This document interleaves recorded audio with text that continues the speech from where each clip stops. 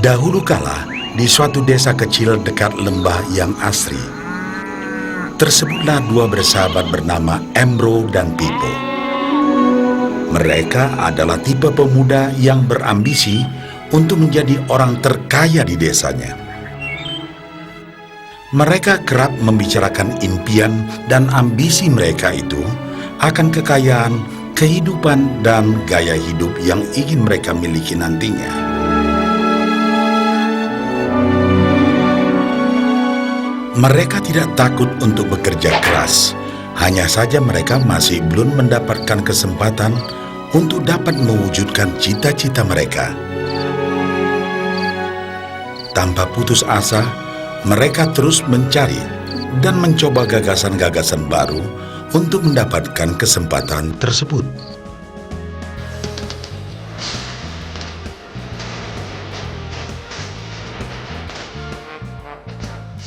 Hingga suatu hari, kesempatan itu pun datang. Desa mereka membutuhkan lebih banyak air. Oleh karena itu, kepala desa mempekerjakan Embro dan Pipo untuk mengambil air dari mata air di gunung untuk dibawa ke tempat penampungan di desa. Mereka akan dibayar sesuai dengan banyaknya air yang dapat mereka bawa.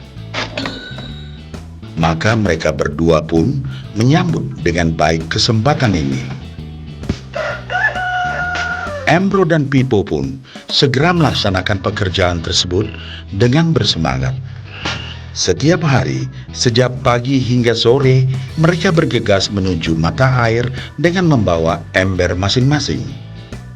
Mereka bekerja keras untuk membawa air sebanyak mungkin ke tempat penampungan air di desa.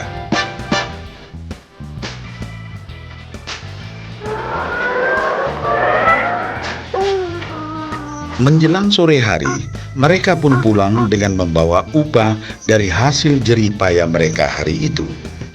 Embro merasa puas sekali dengan pekerjaannya itu dan besarnya upah yang ia dapatkan. Dia yakin bahwa dengan pekerjaannya ini, ia bisa segera mewujudkan cita-citanya. Bahkan untuk menambah penghasilannya, Embro membuat ember yang lebih besar agar dapat lebih banyak membawa air. Embro yakin dengan penghasilannya sebesar itu, tak lama lagi ia bisa segera membeli sapi dan memiliki gubuk baru yang ia idam-idamkan.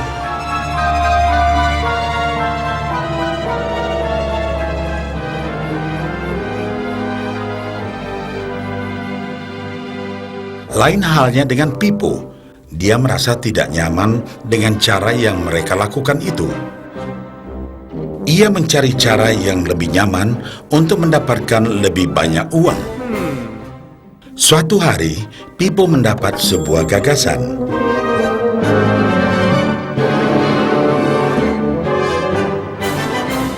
Ia berniat membangun sebuah saluran pipa yang akan mengalirkan air dari mata air langsung ke tempat penampungan air di desa. Dengan saluran pipa tersebut, ia akan mendapat lebih banyak air tanpa perlu lagi membawa ember ke mata air. Ia sangat antusias dengan gagasannya ini. Pipo pun mulai menceritakan gagasannya ini kepada Embro dan mengajaknya bekerja sama. Tetapi Embro tidak sependapat. Ia bahkan mentertawakan gagasan Pipo tersebut karena merasa dirinya mampu mendapatkan lebih banyak uang. Embro pun lebih sering lagi mengambil air dengan ember dan bahkan menggunakan ember yang lebih besar agar dapat membawa lebih banyak air ke desanya. Dengan cara ini, Embro yakin penghasilannya akan meningkat.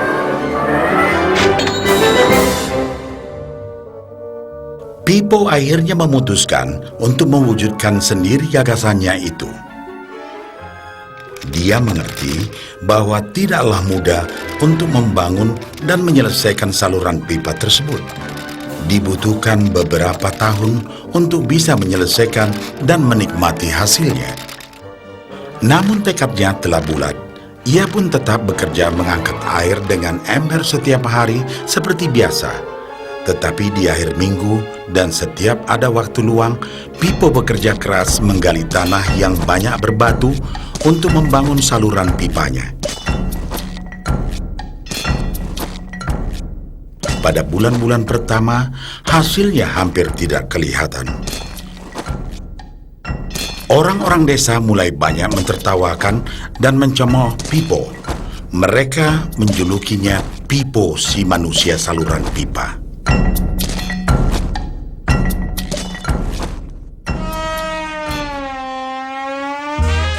Sementara itu, penghasilan Embro telah meningkat 2 kali lipat. Ia sudah berhasil membeli sapi dan memiliki gubuk baru yang lebih besar. Gaya hidupnya pun sudah mulai berubah.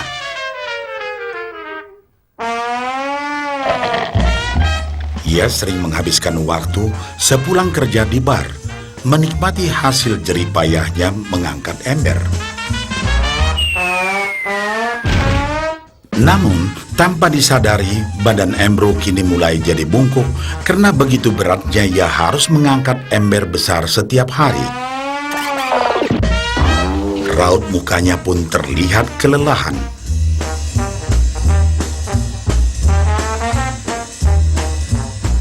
Semakin hari, semakin sedikit air yang dapat dibawanya karena tenaganya berkurang seiring bertambahnya usia.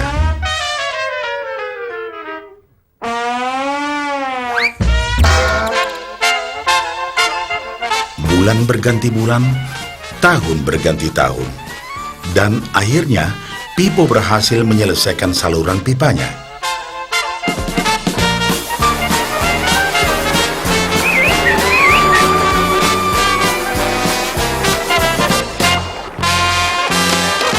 Kini tanpa perlu bersusah payah mengangkat ember, Pipo akan mendapat lebih banyak uang berkat air yang terus mengalir memenuhi tong-tong air di tempat penampungan. Air terus mengalir tanpa henti, bahkan saat ia tidur, makan, ataupun saat pergi berlibur. Pipo pun puas dan bangga. Berkat tekad dan kerja keras, kini penghasilannya pun mengalir tiada henti, seiring aliran air di saluran pipanya.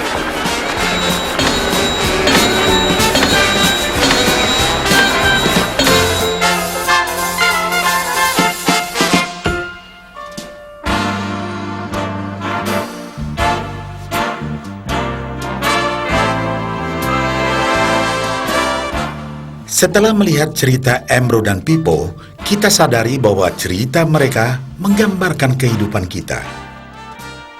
Pekerjaan yang dilakukan mereka melambangkan apa yang dilakukan kebanyakan orang dalam mendapatkan penghasilan. Embro mendapatkan penghasilannya dengan cara menggunakan ember. Ia harus pulang pergi mengisi embernya dari mata air ke desa untuk ditukarkan dengan uang.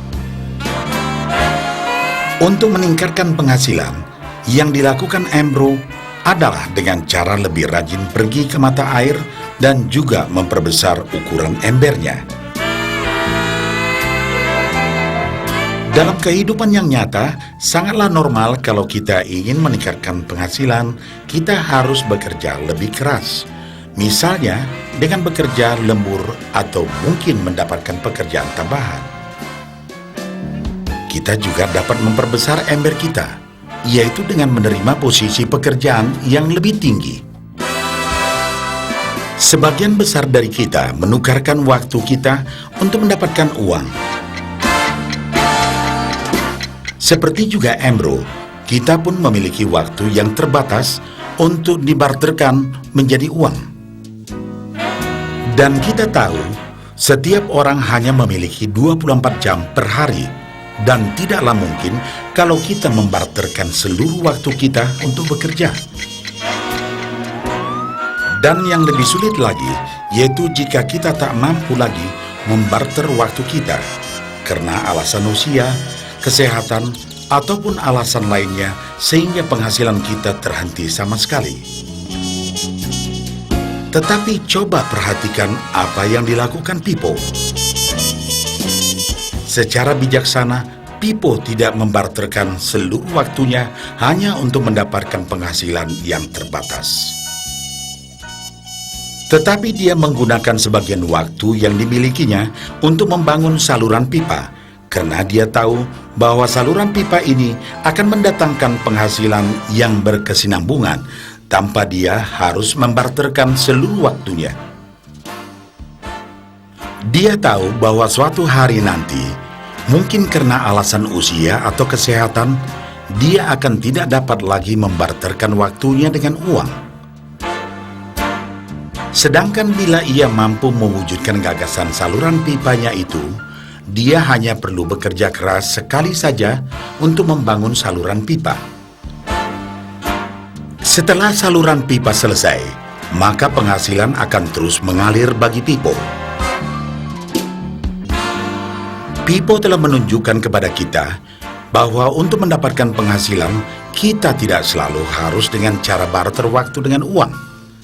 Ada cara lain yang lebih baik.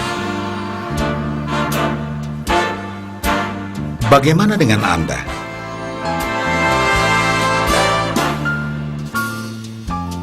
Apakah Anda masih seperti